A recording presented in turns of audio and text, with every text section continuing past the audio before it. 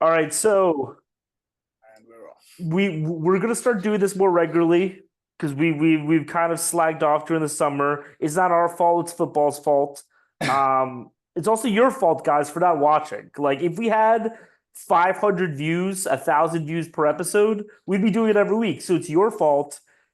Everything is your fault. You Feedback. guys need to share this with 10 friends, and we're going to show you why later in the episode. And Nick has some news that he hasn't told me about, which like he's gonna share. And then we have another piece of news that I'm going to share, the community thing. And then we have like just regular football talk. So Nick, what's the fucking news? Are you Okay, like a woman now? it's not news like that. It's actually a bit depressing, but I Oh feel like it's worth a note. Just to start off the show, I want to say RIP to the poor Liverpool fan that did pass away in Milan yesterday. yeah. Poor guy. Poor guy, I believe the news reports say he was hit by a bus or something. He was trying to cross the street, or so. Just yeah, condolences. Football rivalries, football runs deep, but some things are bigger than that. So just condolences to his friends and family. Sorry for his loss. Like no one should go to a game, home or away, and not come back. So that was that Yeah. was that was a Debbie Downer on it, but I just wanted to give note to that. Like we're a channel, we're a community, but above all, we're human beings. So that's gut wrenching. Yeah, no, that's really touching. To be honest, like I think as we say, like one of the reasons why we like sports is because it allows us to kind of channel the normal aggression and hatred that you have for other people in a way that's not like Right. actually damaging to society. And like you're able to say like, hey, I'm a Man U fan, you're a Liverpool fan, we hate each other, but at most importantly, we're all human beings. So I really appreciate that. No, of course. I was Um, so gutted when I heard. And it's a bit annoying, and I'm not knocking anyone for it, but like Sky Sports and all these news channels, it was just like a little snippet on the thing. Like, give the guy, make that at yeah, least newsworthy or a bit of a headline. Not to like put him in the spot, but like you gotta give your condolences. It's just like a little headline. I wouldn't have known. I just happened to watch the channel when it was going across. I was like, shit, someone died. No yeah, one's everyone's talking about the result, which was great for you lot, but like, yeah, fuck, someone actually went and didn't come back. and So yeah. Well, you want to talk about the results? yeah, I mean, great bounce back for you guys. I was actually Yeah, playing at the time, so I had to catch the highlights afterwards. But I mean, typical European away performance for you guys. Your big players step up: Van Dijk, Kanate, Szoboszlai got the third, I believe. But Milan had chances. I think the midfielders where you guys really edged them out because obviously your midfield is, I'd say, one of the best top five in the world potentially. To be honest, when they're on their day, so yeah. um, In bounce terms of back. midfields, Real is better, obviously. Like they have Rodri, they have De Bruyne, and then like the third spot is kind of a swing spot. But Real, I think their midfield is better on paper, but I haven't really seen their midfield really like do. Did you I'm talking about Camavinga and Chilmeni. I'm Did talking you about. I'm not catch the talking about. highlights of yesterday's game, or did you see it? Like, dude, Stuttgart could have scored 4 or 5. Like, that was probably the most entertaining game out of the whole bunch. Not to, obviously that's included, which is nuts because you're talking about a Bayern Munich team winning 9-2. But dude, Yeah, Stuttgart come to play, man. That team is going to be difficult for anyone that has to come up against them in the Champions League this year. The yeah. manager I came mean, to the game; they were going to be brave, and fuck me, he stayed true to the course.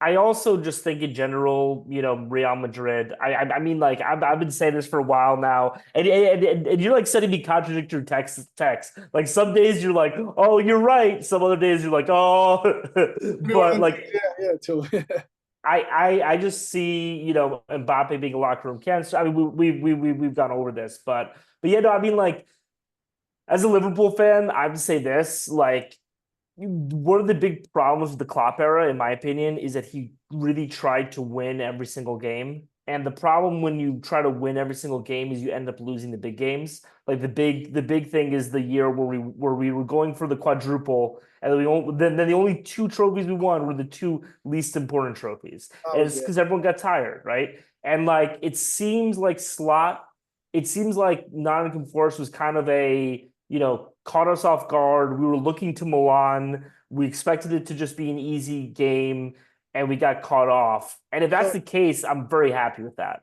to be uh, honest. so this is a very interesting point because your big gripe with Klopp, well, one of the few gripes you had was the idea of not resting players or rotation, right? Playing your strongest 11 going 100 miles an hour. Slot hasn't changed. Other He than the hasn't. game, he hasn't changed. So what are your thoughts on that in terms of Nottingham Forest? Yeah, you lot lost, but to be fair, you lot dominated like you normally do. Just you hit the post with Diaz. Like it was just one of them weird days.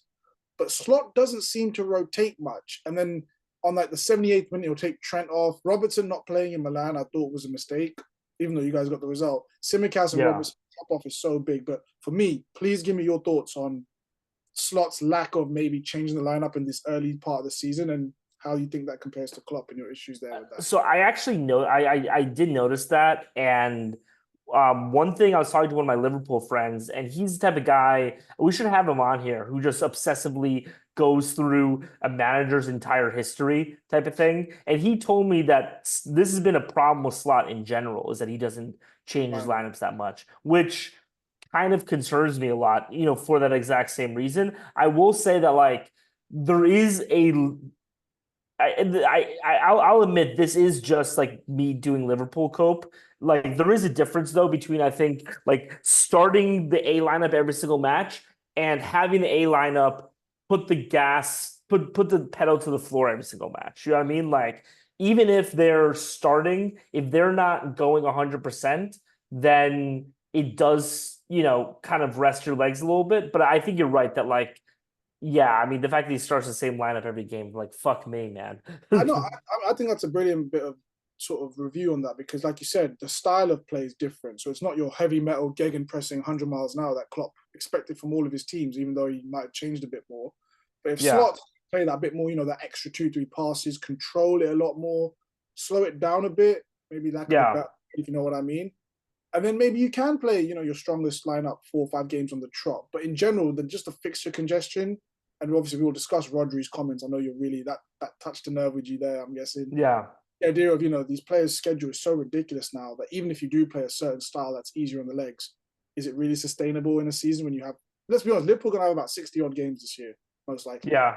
60, I 70 games. mean, Ridiculous. my feeling about this year is like, and this could sound like a comment that people can roll their eyes at and like feel free to, but like if we win the Champions League and lose the EPL, I'll be extremely happy. Like I would much rather us focus our effort on the Champions League than the EPL. And even if we get to like the Champions League semis and qualify number three, obviously I'm not gonna like, celebrate, but like that will be a successful season for me. And Okay. so like until we win another Champions League, I don't want us to focus that much on the EPL. And until we get to a point where we're actually in danger of dropping out of that top four, I'm perfectly fine. Because like what I think actually happened, had that, having watched the Nottingham Forest game, is like I think that Liverpool's eyes were on Milan. I think that like we were focused on. I think our conversations throughout the week were focused on. I don't think we had a game plan coming into Nottingham Forest. I think it was just like, look, these are a bunch of scrubs. We should beat them. And the fact that we got humbled, I'm perfectly happy with that because I'd much rather us have beaten Nottingham Forest, us lost Nottingham Forest and beat Milan than beat Nottingham Forest and tied Milan. You know what I mean? Like that's a better result for me. You're gonna hear a bit of my Man United cope here as a fan. So you guys have 6 European Cups. Madrid have 15. If you're talking about who has the most, right? So you're Yeah. quite a bit behind. And what I like to remind my Scouse friends is, yeah, you have 9. You're very successful. You have 19 Premier League titles. We have 20. So that extra one, and in your little comparisons, like that'd have you level with us. And I think our Man United cope would be non-existent then, because you already have more European. I support that. Crack on, like you can. As much as I hate Liverpool winning anything, especially European Cup, I'd rather if I had to pick, God forbid, between them winning the league or the Champions League, take the Champions League because you're still more than halfway to Madrid's, right? Yeah. But if you I look at the title, we have no leg to stand on anymore. We're only one ahead. So what I actually think will happen, and like weirdly, this kind of makes me like sanguine about it, is like I really think that in 3 years, like I think Pep is leaving Man City next year, like hope. something like that. And I think that the next year, like the UEFA, like really puts, I sorry, like the EPL brings the hammer down on Man City, and I think that they actually have to retroact. I think they'll have to forfeit some of those titles. I think like Would you one or take two of those those? I titles. speak to a lot What? of fans. Would you take those? So it's between the period of 2009 and 2018, right? In that time, you lot would get an additional title for the 2014 season, Yeah. and for that's it. because 2018 is the last time. But I'm pretty sure they're gonna have more charges coming in from 2018 to 2023. Oh, I mean, come that on, let's again, be that would be realistic. more in your benefit because I think after Yeah. 2018, so 2019 you guys finished second, 2020 you won it, 2022 you finished second. So there's more titles there for you lot. But between Also, 2000, 2022, we finished second by like 1 point. yeah, even 2019 is crazy. You guys finished maybe 1 or 2 points behind. But Yeah. between 2009 and Wait. 2018, Sorry, can I say one last thing about 2022, just because I shouted that year? But we were 2 goals yeah, away from a crazy. quadruple. Yeah, it We was were nuts. two It was goals nuts. away from a quadruple. Nuts. You In guys, two separate games. yeah, In two separate games, had we had 2 extra goals, we would have had a quadruple. Anyway, sorry, continue. dude, going into that season, I was walking, pacing up and down in my apartment in Vancouver that morning because of the time difference. Steven Gerrard's Aston Villa 2-0 up with 15 minutes to go. I'm thinking, and you guys are winning against Wolves. I was like, this is it. This is what's going to happen. They're going to fucking nick the league. Gerrard's going to bring it home after slipping in 2014. And all of a sudden, they're going to go and beat Real in the Champions League and they're going to fucking do it. We laugh about it now, but I genuinely was like, I don't know what I'm going to do with myself. I have to go to Alaska or fucking Antarctica. I have to hide. I need to fucking erase my footprint from this planet. Like, no one can know where I Yeah. am. This is fucked. You guys were very unlucky. But in Yeah. terms of 2009 to 2018, you lot would get one retrospective title in 2014. We would get the 2012 and the 2018 titles. Would you take those? Would you take that as a fan, like the asterisk title? 100. I don't think it's an Astros title. Really? For me, it just wouldn't sit right. I don't know. And this is when I was a kid, I would love it. Like up until maybe about 18 or 20 years old, I'd be, yeah, fuck it, that's ours. There's just something about not winning it. You know what I mean? Like even though we finished second, they might have cheated. It's so long ago now. I'm like, it was City's title. Like it is what it is. It's too far They gone. cheated. I take that title any day of the week. They cheated. Like they don't. Here's the difference. Okay, so I hear you fans talking about what is it, the 2015 title with Barcelona? This was 15 or 14. I can never remember the year. Between who? Sorry, Juve and Barca. Juve Barca was 2015 Champions League. 2015, yeah. So I hear Juve fans talking about that, right? And I actually think that that's different, right? Because that is a What was wrong in that final? there was the allegations of Barcelona paying off refs. Get the fuck out! I've not heard that. Yeah, See? yeah. Let me see if I'm just pulling this out of my ass, but like Oh, no worries. I have a friend who's a huge Juve fan who tried to bring on, but he has kids, and he literally like a player takes a shit at Juve, and I hear the No, news. So like, and by the way, I love it. I love it. 2015 cheating. Um, dude, was it like in the final or throughout the competition? Because the final they lost pretty badly, 3-1. I don't know how much of the cheating happened there, but if it's throughout the course of the competition to get them there, that would make a bit more sense. But either way, holy shit! for some reason I can't see. I'll like I'll find the article. Yeah, but like but like I think that that's different because and even like looking at like Deflategate with the Patriots, I think that's different because it's like you two went against each other and you lost, right? And like that's one thing. But I think that with the EPL, it is a title based upon points across the season, Right. and the same way, if you get a points deduction in a season, right, and you miss Champions League, you miss that Champions League, right? And like they don't have to change anything in terms of the points, in terms of the games. It is about cumulative amount of points, and you lost, right? And the same way, like the only argument for Man City at that point is that you didn't get caught in time, which is like no, like there's no like statute of limitations. Right. Like fuck that. Like because this isn't, and this kind of comes to like a point of like sports not being that serious with like, look, it's not like we could go back 10 years if we have to. We can go back 20 years if we have to. You cheated, we're getting you. And I'm completely happy with that. Fuck them. Your friend that's a Juve fan wouldn't like this argument, but there was a huge scandal in Italian football in the mid 2000s. So Juve's title winning team of 2005 and 2006 were actually stripped of those titles retrospectively and given to Inter Milan because of match fixing allegations with the refs and things exactly. like that. By the way, that scandal, I don't know if you I'm pretty sure you've read a whole bunch about it, but I love the lock the ref in the closet part. Wild. It's wild, That was honestly. hilarious. But like the funny thing is like I heard the recording and it was literally just him talking to somebody else, just like I love to lock that ref in the closet. And it's like, is that at that point it's not a legitimate I didn't think it was a legitimate threat, but Europeans are just fucking little bitches. Um, Not English people, Europeans. I think retrospectively, again, as a United fan, I would selfishly take it, not for the titles, but just because, again, we're only one ahead of you guys. So we're on 20, you're on 19. If Yeah. City use those titles, you'd be on 20, we'd be on 22. So we'd have two titles between us. So it just give us a bit more breathing room as a United fan to the Yeah, Liverpool. I'm happy with that. I just, um a lot of people fuck you. Sorry, my girlfriend we were talking earlier about how all the great things my girlfriend does for me, which is a lot. But one thing is she um always asks me to order her Ubers, and her Uber hasn't arrived yet, and she's texting me angrily. I don't know, bitch. It's coming. Like, anyway, sorry. Um, Yeah. By the way, let's get to Rodri's comments. yeah, and just final point on that. I know you're anti Guardiola. It would only take one title away from Guardiola's track record at City. Unfortunately, he didn't do fuck all in 2017. 2018, he'd lose it. He'd still have all the others he's won, including that treble. So Yeah, that's fine. I'm happy taking one away from him. yeah, Like so fine, that's so still fine. one. That's still one I think he less. still has five. I think he still has like 4 or 5 afterwards anyway. So yeah. Yeah.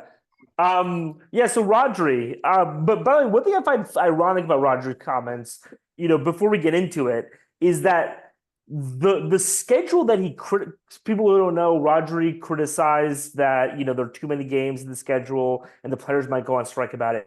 The thing that I find funny about it is that very dynamic is the reason why City wins so many titles, right? So many EPL titles, right? Because they just have that depth. If they were That's actually the in a irony. situation, That's the yeah, irony. that's the irony, right? That like this All whole the thing that he's teams, complaining yeah, about benefits him he, dramatically. he could go on strike and they could still win the league if he went on strike for the year. That's how in depth they have. Even though he's the best player in the world in that position, if he goes fuck it, Yeah, I'm not playing this year. They're pissing me off. They'll just put fucking another midfielder in and they'll rejig the formation and they'll still probably go on and win the league. So it's insane. yeah. Completely, you're right. Please carry on. But yeah, you're 100% right. Oh The no, irony. I'm just saying that even with that, like the reason why City win, and this is not even taking away from them, is because they have so much depth that, as we're just talking about with Nottingham Forest, right? Like Liverpool have to conserve their energy and use it in specific places. Man City can just throw people in games. I mean, they can like have their fifth stringers play, and those fifth stringers start on Arsenal. You know what I mean? Oh, Like, yeah, some Rico Lewis, some of these academy graduates that have come up now, it's insane. yeah. But so I made a video earlier today where I just said like I completely agree with Rodri. I agree with him Oh, with him, 100%. I thought you were going to be against him. Yeah. No, I didn't know. I'm completely so I text fucking hell.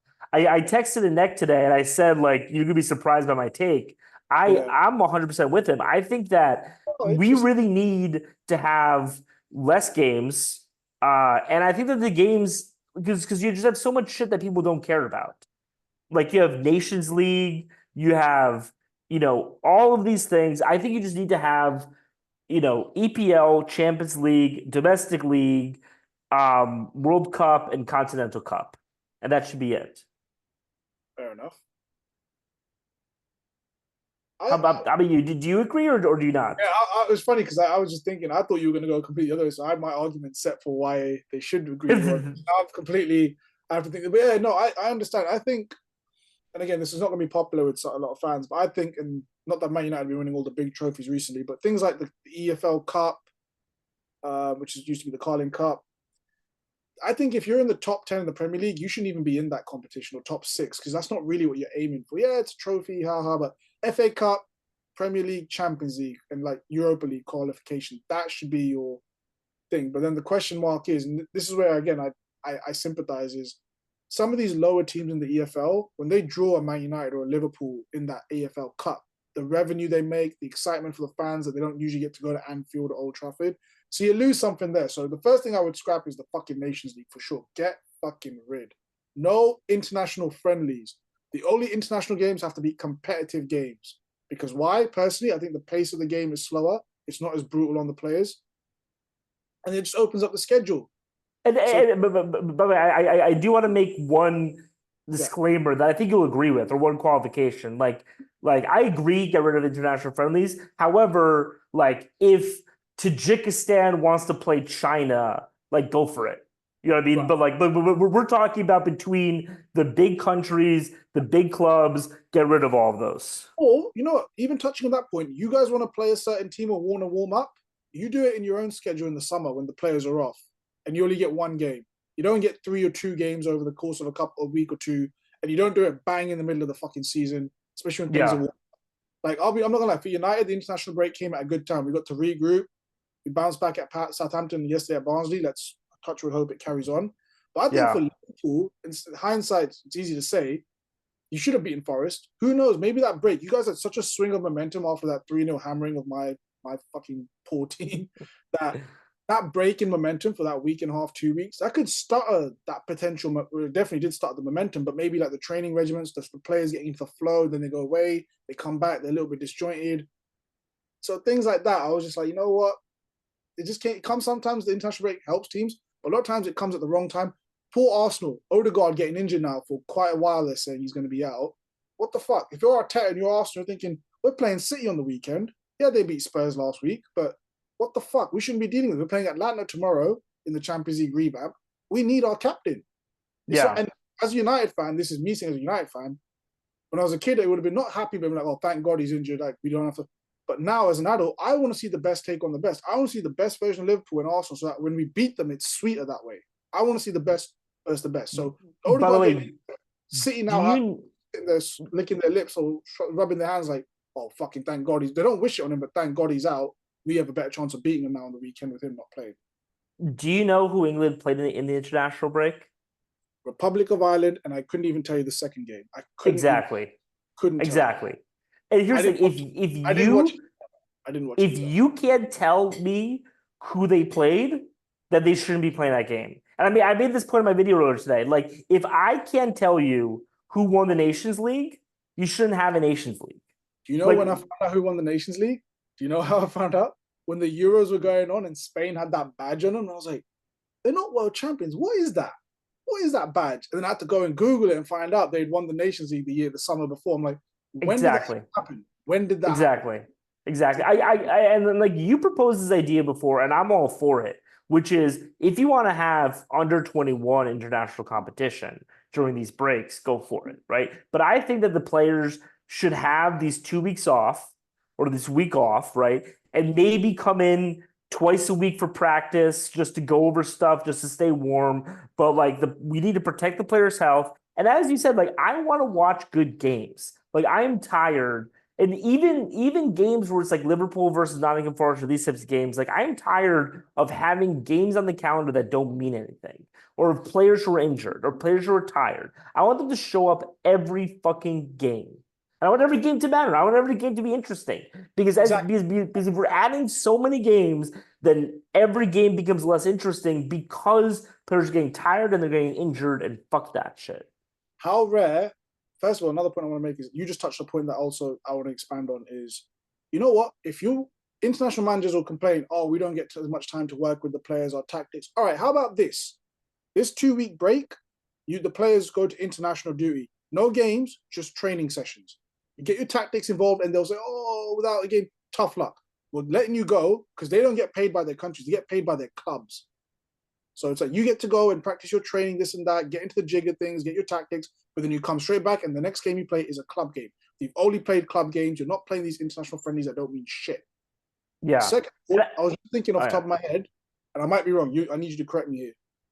In a sport like the NFL, where you're literally knocking the granny out of each other, how rare is it for the quarterback to be injured or be like out of a game, like a series of games, or like 3, 4 months or something? Not that It's often, right? pretty rare. It's always noteworthy. Yes, I would say that you'd have probably like every season you'd probably have like one team that loses their quarterback every right. season, either for the season or a couple of games. But yeah, it's pretty rare. And that's one team in 32, correct? Yeah. It's usually something where it's like, Dak Prescott is out for like a few games or something, but it doesn't happen that often. What's the difference between the NFL schedule and football schedule? And you're going to tell me straight away, right?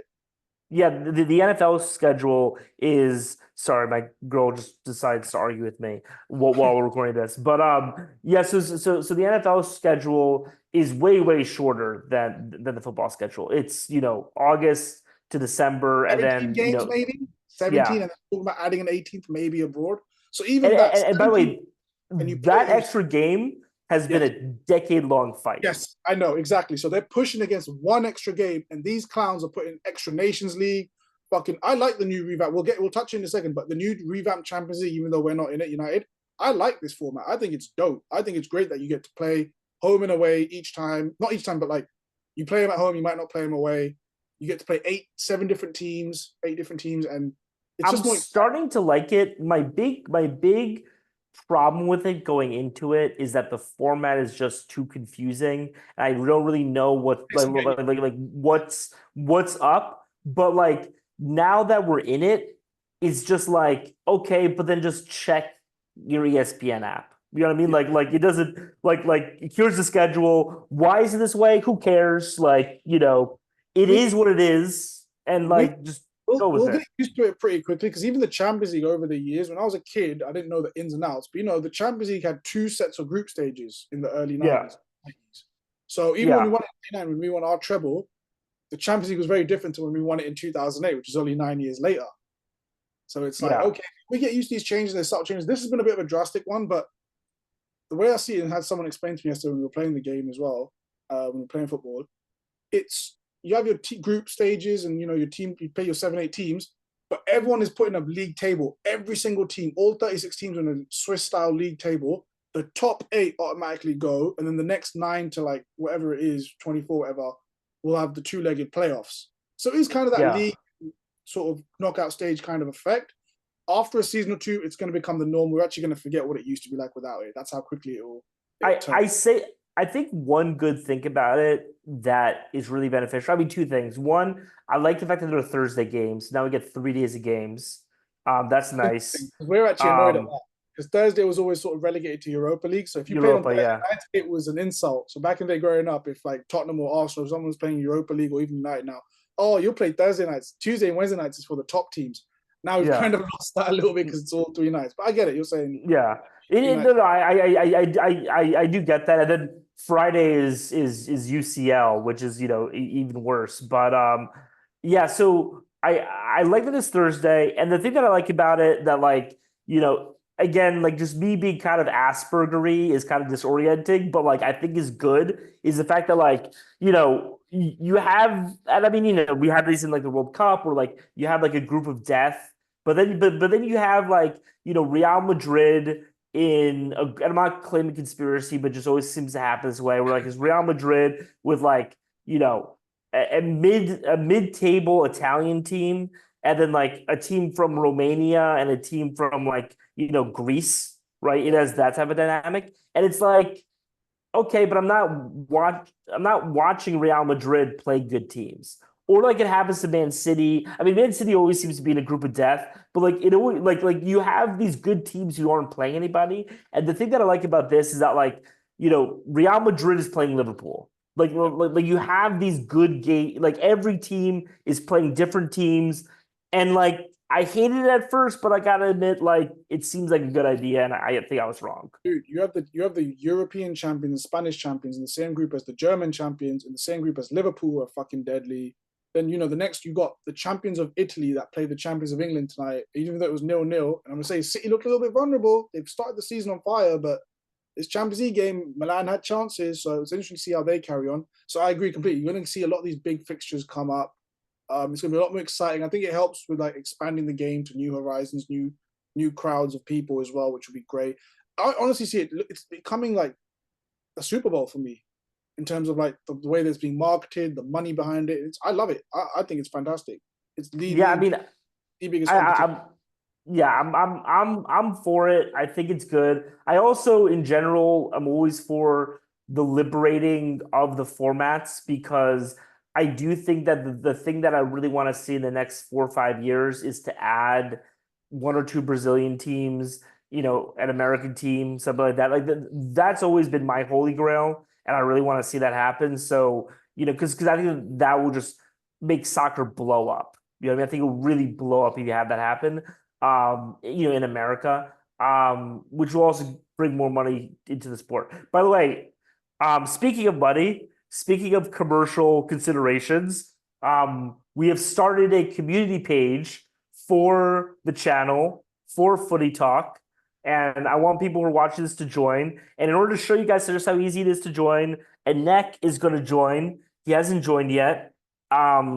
So, Anek, do you want to share your screen? And then Can you send we'll, a link? What am I supposed yeah, to I'll go? send you the link right now. So basically, what we're thinking is so I saw an ad for this thing and I just happened to click on it. Um, and I'm gonna pay for the first month myself. It's $100 a month to host this. I'm on a 2 week free trial right now, but I just sent you a link via WhatsApp. Oh, can you send And me via email? Sorry, just because oh I don't. yeah, no worries. And basically, what this is, a way to think about it is just like a giant group chat for for the channel.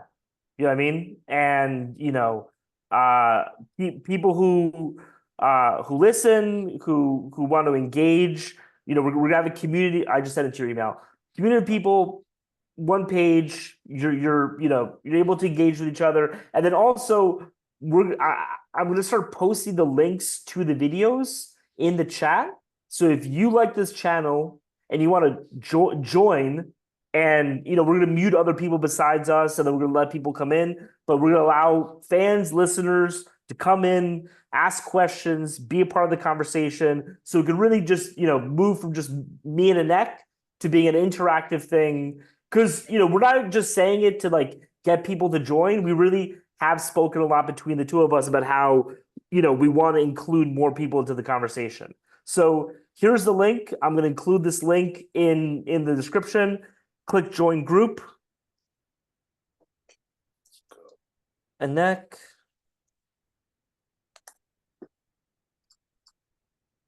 Create a password.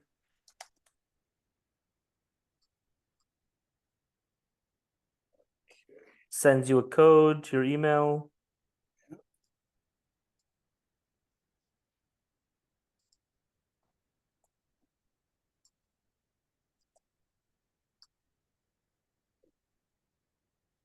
Fantastic. Okay. I have to approve you.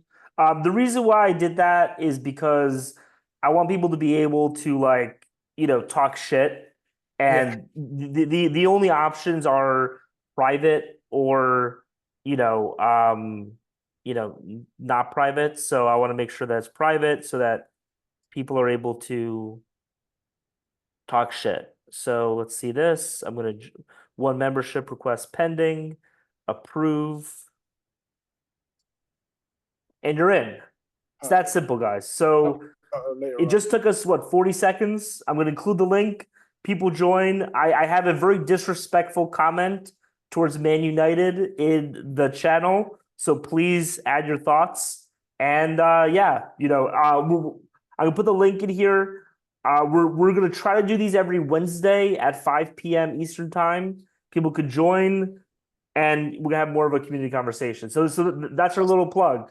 And next could be an active member of the group, right? Of course, 100%. I've got plenty of retorts back for that comment when I see it. And yeah, so that's our little plug. So what's next on the agenda? We covered I need to talk Liverpool. about something. Oh, your boy Harry Kane. Your boy Harry Kane. Yeah, 4 goals, 3 penalties, 53 goals in 50 games for Bayern Munich. It's only been a year since he joined. yeah. Thought, My thoughts are I would love to see him do it in an elimination match where where a trophy is on the line.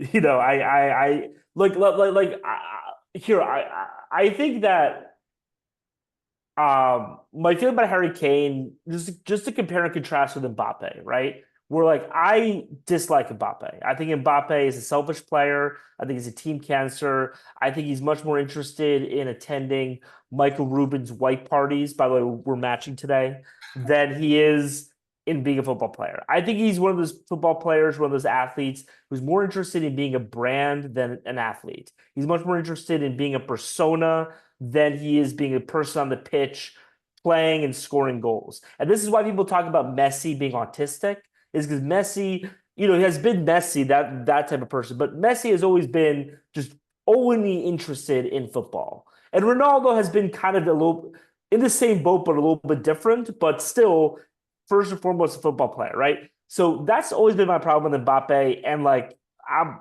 happy to criticize him until I die. And I don't think he's going to win multiple Champions Leagues. He might win one with Madrid, but I don't think he's going to win more than that.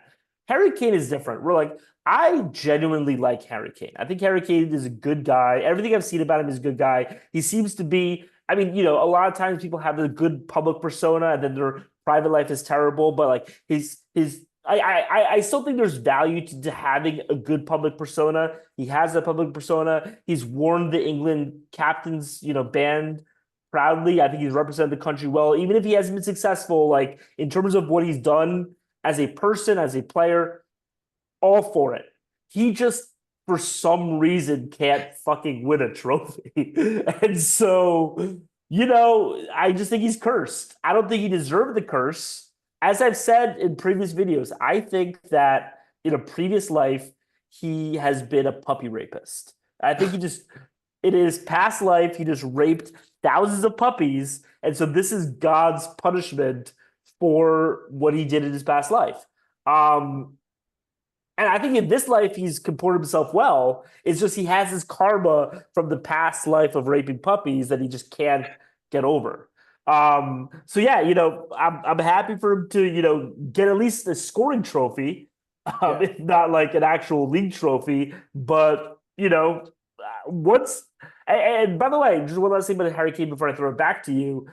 Last year, if you remember, I was rude. I was predicting England to win. I thought they were going to break the curse. I was predicting Bayern to go far. I thought it was going to break the curse, but he's cursed.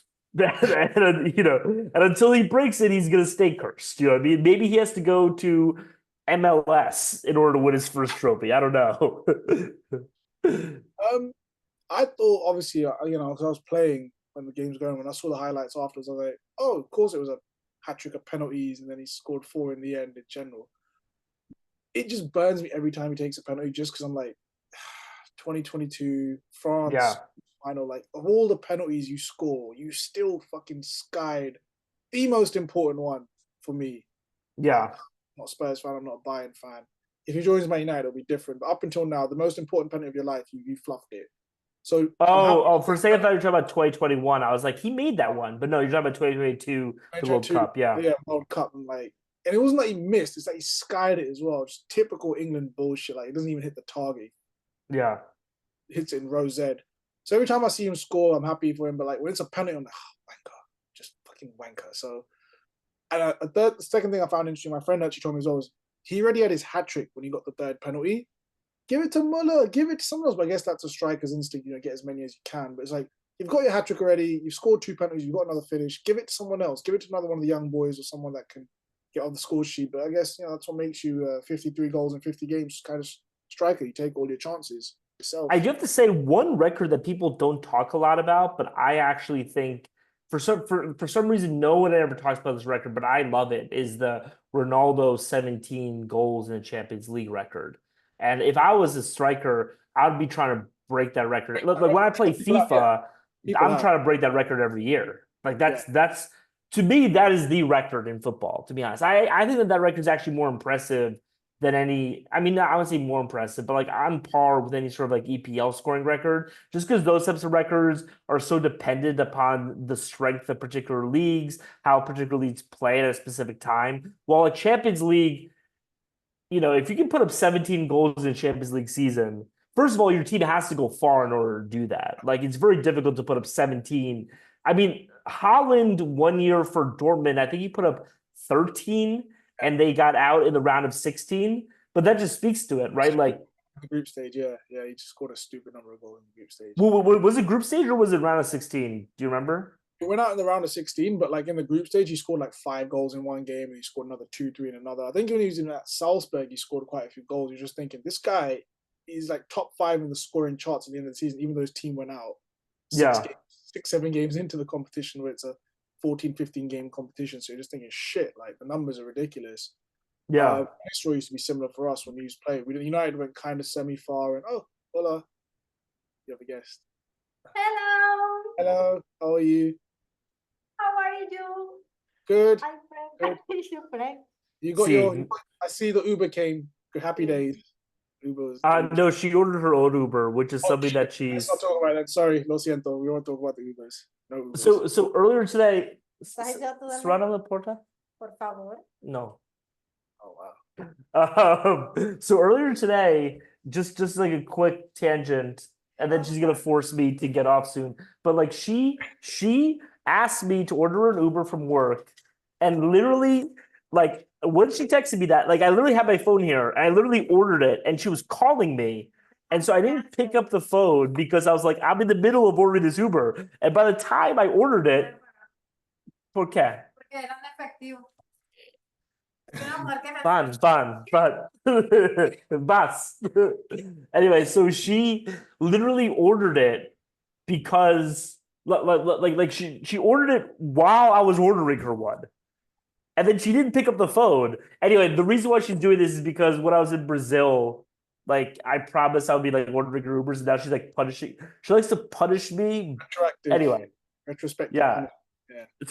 It's a retrospective punishment. You're basically going through what Man City are going through right now with the Premier League. You're just getting punished. Dude, she has like one night. So sorry that we're turning this into haterade a little bit, but she so we got into a really big fight, like month or so ago, and like I was like, I'm gonna go sleep on the couch because I didn't want to be in the same bed as her, and she has real problems not being in the same bed as me. Like she needs to sleep in the same bed as me. It's like a thing that I learned that night. So she, in order to punish me for sleeping on the couch, slept on the floor. Oh. And I was just like, I don't give a shit. Because I was angry at the time. I was like, go sleep on the floor. And then the next day, she got angry at me for her sleeping on the floor. And I was like, that's your fault. You decided to sleep. I didn't tell you. I didn't tell you to sleep on the floor. And she's like, but I slept on the floor because you. I was just like, anyway, so now I literally, the way I win any argument with her is literally, I'm like, okay, I'll go sleep on the sofa. And she's just like, oh, I don't care. Go sleep on the sofa. And then 5 minutes later, she's like, I'm so sorry. I'll do the floor again. It's too much. Yeah, I can't. She can't do it. Anyway, sorry. Sorry, people listening to hear about my relationships. But by the way, Annette, one of her, I texted next this. One of her friends thinks that Annette is cute. So, Specsavers will get some glasses. I don't know about that. so why not? we covered Liverpool, we covered Champions League, we covered Rodri. Let's go to Man U. Do you think that you guys are back? Or do you think that was just like a drubbing? I think obviously the 3-0 win at Southampton. I don't think we played particularly well at the start. Onana saved a penalty, which I didn't think was going to happen. Thank God. We looked a bit off the mark. And to be fair, after international break, a 12:30 kickoff on the Saturday, I'm going to give Diogo Dalot some leeway because it's tough, man. Like he's a supreme athlete, but it's tough. The fixture. Everyone's talking about the fixture congestion list is crazy. We got the 3-0 win. I'm happy. Clean sheet. No fucking injuries. Thank God. Everyone's raving, oh, we beat Barnsley 7-0 in the EFL Cup. You know what I enjoyed the most about that game? Like my number one favorite thing was and you're going to like this, was the rotation. He rotated, other than Ericsson, Rashford, and I believe Dalot, everything else, even the goalkeeper was rotated. I was like, thank you, God. Thank the Lord. Because if we're going to have shit houses like Maguire and these idiots still at the club, use them for that, with all due respect to Barnsley, use them for these games. The big heavy-duty games, your Premier Leagues, maybe even FA Cup knockout games, stick to our guns. Europa League to a degree. I think group stage we can get away with playing Maguire with these useless husks. But you know the score. The more important games, Premier League first and foremost. Don't play Casemiro. You know what? Ten Hag managed it perfectly. Gave Casemiro the captain's armband, so it helped his confidence a bit as well. Agate got a good start as well. He looks solid. Obviously, if you do it against Barnsley, doesn't mean you can do it Yeah. against Liverpool's, your City. So I hope his trajectory carries on well. Yeah, but it's good to I get don't that think rhythm. I think we've built some momentum. Now, whether we've turned a corner, we'll find out on Saturday when we play Palace away, which has been a fucking graveyard for us in recent years. We lost 4-0 last season to Palace away. 4 fucking nil. With all due respect. Crystal Palace, fucking West London pub side. You know what? It is what it is. So we beat Yes. Palace. I'll start believing in us a little bit more for sure. Yeah, I mean, I think you guys should beat Palace. You have Tottenham. That will probably I can see that Villa, being a draw. Villa. I'm more worried about Villa than Tottenham. Villa have been playing some fantastic football. I watched them play against Everton, even the game against Arsenal, even though they lost. Ollie Watkins didn't take his chance, but the build-up play, the slickness of it, this Morgan Rogers that's kind of burst onto the scene. I didn't know much about him. He's come from Villa's academy.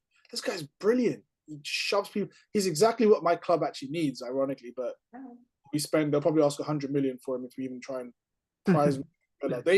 I mean, credit to Villa. They won their first return in the Champions League since they won it in 1982. They win their group first game back, so good for them. They had a good 3-0 win. We'll see I think after the next 4, 5, 6 fixtures, we'll see by October, November. If we've turned a corner, I'll be very happy. But Yeah. we can only build on this momentum. 10 goals in 2 games, clean sheets in both. Now let's kick on. Do you think are you guys gonna start throwing Europa games, do you think? I don't think we'll throw them because I think realistically in this season, I think top 4 is going to be so hard that it's fucked up to say this because as a United fan, I don't normally believe this. The Europa League might be a blessing where like if we can't get top 4, we just have to it sounds silly. We just have to Oh, win that's the true. league to qualify. That's true. We kind of got like double jeopardy here where it's like, all right, if one goes tits up, hopefully it doesn't. We do have a backup. So it's now Yeah. this is where it comes down to Ten Hag and managing a season. I do think that's a little bit of a blessing and a curse because if you're splitting your efforts between the two, you could just end up with They're going neither. to suffer for it. But if we're doing that horribly in the league, which already is inexcusable for his 3rd season, then the Europa League might be a saving grace. I hope it doesn't come to that. In an ideal world, we build some good momentum, consistency in the league, and we're around the 3rd to 5th position throughout the season. As I said, man, I think you're being way too critical on you guys. I usually am a little bit. I prefer to be a bit more harsh than give him any leeway until we've actually done something. Yeah, but look at Man City's performance against top teams last year. Like their performance against top teams against top 4 last year was abysmal. I don't think they won a single game against anybody in the top 6 last Drew year. with you. They drew with you. Oh no, they drew with you too. To the 2 with Liverpool. They lost. They drew both with Chelsea, so that's already. Well, Chelsea weren't even a top. Oh, they were top 6, I guess, in the end. Arsenal, they drew and they lost. And Villa, I would need to look up what happened with Villa actually. They drew and they lost. Yeah, so shit, I didn't even think of that. Yeah, so you have those weird seasons where like the champions beat all their rivals, and then sometimes you have ones where like United used to do it, where like we used to lose to all the top 4 teams, but batter everyone else and cumulatively get enough points to win the league. So yeah, it's an interesting one. For me, I would hope we just manage Europa League, and then when it comes to the crunch time, we get to pick a scenario where we qualify one way or another. We need to be the champion. I think that but the reason I bring that up, right, is that I think that if you were to take Man City's if you were to take your schedule this year and put Man City's results in that place, they would be exactly where you are right now. You know what I mean? We even I mean yeah, maybe they wouldn't have lost. Who'd you lose to again? I don't think they would have lost 3-0 at home to Liverpool. I think only we could fucking do something stupid like that. No. I'm just saying, if you were to take their wins and losses from last year. Oh, right. Against each team. We can do this if we want, but I think that here, let's even do this. I think that they're ending up with a similar amount of points as you guys this year. And so, but my only point is that I don't think that Man U are doing that poorly. I think that you just guys have a terrible schedule and ending up top 6. Like if you guys could end up in 7th by the end of October, I think that's a huge win for you guys. That's my personal opinion. I think we're in trouble. I think he's looking at the sack. If he's not at least 5th by October, then we're in trouble. If I'm being honest, just because the stand, there's so many teams in it, and I think if you're 7th in October, end of October, like if you're 7th on November 1, you are 3rd on January 1. Let's see. Yeah, let's see. I don't know, but the thing is, again, pressures that just because of the schedule. You know what I mean? Like just because of the schedule. The British media are unforgiving. Like even now, even after the 7-0s, they're quiet, but they're waiting for Palace on Saturday. If we go tits up against Palace, all the knives come right back out, even sharper. That's true though, but like and that's they were out. They were out last year. They're always out. Like I don't think he's in. And I'm not against this. I'm glad he's like this. He's not endeared himself to the right media members and the British, journos. And management, they just love a lot of these guys because the way Sir Alex Ferguson ran the media department at United, the way the interviews are done. A lot of these journalists have been pissed off at United for years, but we've been sick, like we've been dope, so they can't really fuck with us. The last decade they've enjoyed because Fergie ruled with an iron fist, and they've just enjoyed the shit show that we have been in the last decade. So any excuse these wankers get to just shit on us. It's like what the Cowboys are in the NFL, like America's team, but everyone hates the Cowboys. Everyone hates the Patriots with Belichick and Brady. Success draws hatred. Haters gonna hate. So and haters are gonna hate. I hope we've turned a corner. I can see that you might need to go, so I just want to end on this one note. No, we got like 5-10 minutes. I need to give her some attention. Yeah, no problem. But I can still talk, but she needs a little bit of attention while we're talking. Estoy viendo tu WhatsApp, bebé. Estoy viendo tu WhatsApp, que no escriba ninguna mujer. She's now accusing me of cheating on her. So I'm looking at Europa League though, and like I think she says things and then I repeat them, and then she realizes how ridiculous they are. So I'm looking at the teams right now, and usually in Europa League you have like 1 or 2 teams that slipped out of champions and are like legit contenders. Right now, the league is pretty open. Like you can realistically win this easily. And that's the beauty of this new setup. There is no format where teams out of the Champions League will drop into Europa League. Once you're out, you're out. So what we have now in that group stage or in that table is what we have to deal with for the year. Literally, the only challenging teams you have are Ajax, Porto, Lazio, and Real Sociedad and Tottenham. Fuck Spurs. Yeah, but like, if you're thinking like, if you're ending up in top 3 and like you guys are back, let's just postulate for a second. My theory is correct that you guys are back. You just had a tough schedule, right? If that's true, then none of these teams are particularly difficult for you. Yeah, I think also. And it's going to sound silly putting this all on one player, but I think having Manuel Ugarte in that midfield with Mainu and Bruno, once we get going, barring injuries, hopefully, that should really set us up for some future success. And, some of these young players we bought, like Sekou Kone, some of these signings we made, like Chido Obi Martin from Arsenal, if we get some of these youngsters up and running as well in the EFL Cup or Europa League, give them a run out. Let's see how they do. Let's let them develop. One last topic I want to go over just to make sure we cover it is just because she might be forced to be off soon. Is by the way, I'm getting my desk tomorrow. I'm getting a nice gamer chair, so we're gonna be able to be secluded in future conversations. But Quiero atención. Guess not. Apparently not. No, I'm not. Anyway, so Asimhan to Turkey. Sorry, who? Is that how you say Asimhan? Oh, Victor Osimhen. Oh yeah, he went to Galatasaray. Yes. Oh, we haven't spoken in a while. Shit, yeah, that happened. Yeah. What the hell? Wild, because a lot of teams were interested. Apparently, he was too expensive, but the way that deal's worked out, maybe out of desperation or God knows what in the last hours of the transfer window, it's a steal for Galatasaray. And I know someone like Jose, who's at Fenerbahce, he's going to be livid because he's like, I could do with something like that. I could have used a player like that. I'm just wondering about like what for him as a move. That just seems terrible. Like at that point, just stay at Napoli. He couldn't. It was untenable. Like because they wanted to bring Lukaku in. Conte was forcing him out. The relationship with was strange after the weird like racist videos about making fun of him, whatever they were. Like it was just strange. Napoli shot themselves in their foot because they put a crazy price tag on him a year and a half ago when they won the league. No one was going to spend it. They were convinced they were going to do it. They then extended the contract with crazy wages. And then they put out that stupid video about, oh, I'm a coconut, I'm from Africa, whatever weird shit. That pissed him off. And then him and his agent has been playing silly buggers. They took a perfectly good, a normal situation where they could have made, 100 million plus on a transfer and wished him the best. But now they're still kind of stuck with him. He hates them. They hate him at the moment. And now he's playing in fucking Turkey for peanuts. They're not even getting the money for him. So it's like, he's not even getting like publicity.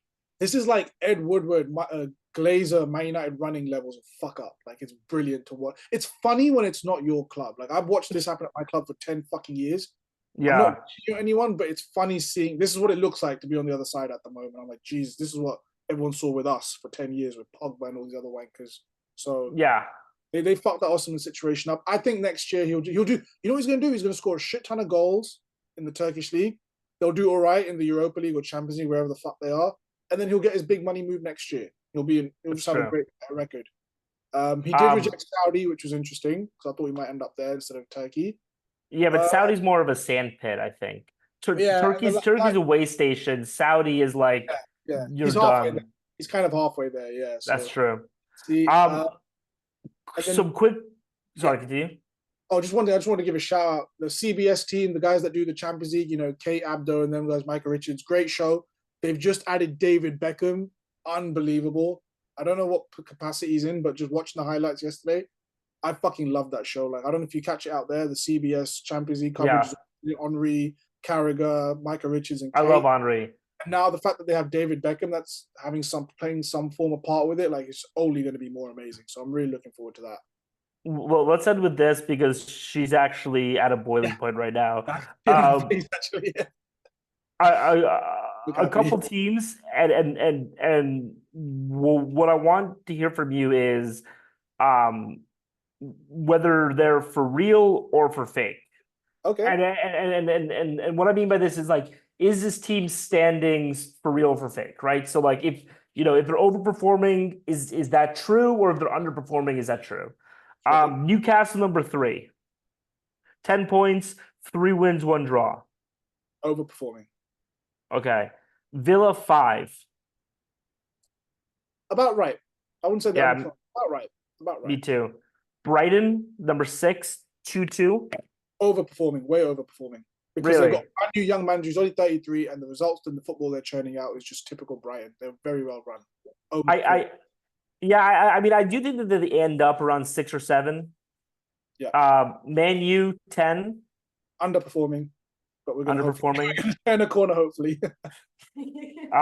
Tottenham 13. Underperforming. Do you think that do you think that? I'm glad we touched on this because I didn't want to bring this up. Ange Postecoglou came out the other day and he put unnecessary pressure on himself. They asked him, season's not started well. It's a bit rough. You lost the North London derby. He then, I don't know why he did this. I don't know if it's immaturity or just lack of, British media can be ruthless. He turned and goes, oh, second season, I always win the trophy. And now they're going to use that stick and they're going to beat him with it if he doesn't pull it off. And he's already backtracked. Yeah. Oh, I'm not saying I'm definitely going to win, but, facts are facts. Every second season I've been in, I've won a trophy. So, he's put a bit of a corner here now. He needs to do something about this. I'm looking at Tottenham's games. They drew against Leicester. They were drawing 1-1 last I checked earlier in the night before I had to run my errands. They were drawing 1-1 in the EPL Cup. I don't even know if they won that game. If they won they beat Coventry. Okay, good. They were 1-0 down. That looked a bit dangerous for him after the words he said. So, yeah, I mean, look, my mum's younger sister is a diehard Tottenham fan, so I'm not wishing him any ill will. I'm just saying he's backed himself in a corner now with his comments. He has to do something. 1-1 Leicester. I think that's obviously kind of a flub. They should have won that game 3-0. They just threw it away. It was retarded. They should have won that game 3-0. The Reef 4-0 Everton. That's a good result. 3-4. Yep. That's about right. Losing to Newcastle, losing to Arsenal. I think that they end up 7. I don't think they qualify for Europe, but I think that they maybe win like an EFL trophy. The last cup they won in 2008 was the Carling Cup, so you know what? It would have been worth if they nicked that. So let's see. All right, so I'm about to get yelled at for 4 hours in Spanish, but I'm gonna stop recording and we're just gonna chat for a second. more thing, buddy.